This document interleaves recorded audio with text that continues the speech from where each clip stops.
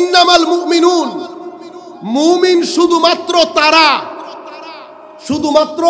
তারা যাদের সামনে আল্লাহর জিকির করা হলে তাদের অন্তর ভয়ে কেঁপে উঠে, ভিতরে এক ধরনের কম্পন অনুভূত হয়।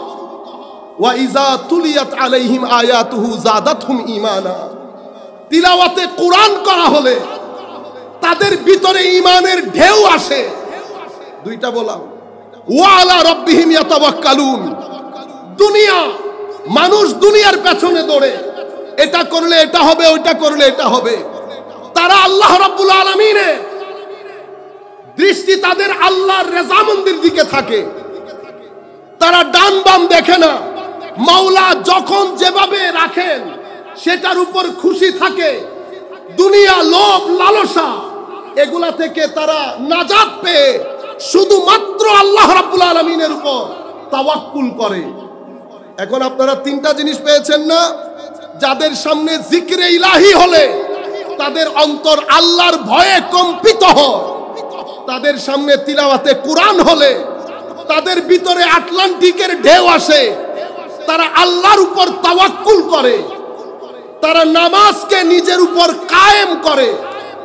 আল্লাহ তাদেরকে যা দান করেছেন তা খালকে খুদার জন্য, মখলুকাতে খুদাবন্দির জন্য করুণ ধরনের আদান প্রদান ছাড়া মানুষের জন্য কোন ধরনের আশা ভরসা ছাড়া নির্বিচারে মানুষের জন্য খরচ করে।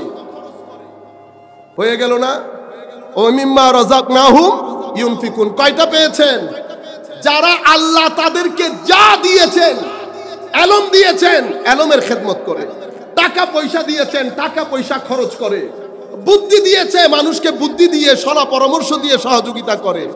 অর্থাৎ আমার আল্লাহ বলছেন, যেই সামর্থ্য আমি তাকে দান করেছি সেই সামর্থ্য খালকে খুদার উপকারের জন্য কাজে লাগায়। নামাজকে নিজের উপর কায়েম করে। নামাজ কিভাবে কায়েম করে?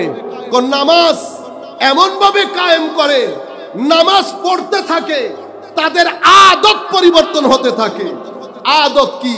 হুজুর গৌসুল আজম বলেছেন, আসল সুফি সেই ব্যক্তি যেই ব্যক্তি নিজের আদতকে পরিবর্তন করে, নিজের আদতকে তরক করে। হুজুর আদত কি? আদত বলা হয় এটিকেটকে, ম্যানারকে। সেটা কি? সেটা তোমার বিহেভিয়ার। মিথ্যা বলেছো, নিচে যাচ্ছে।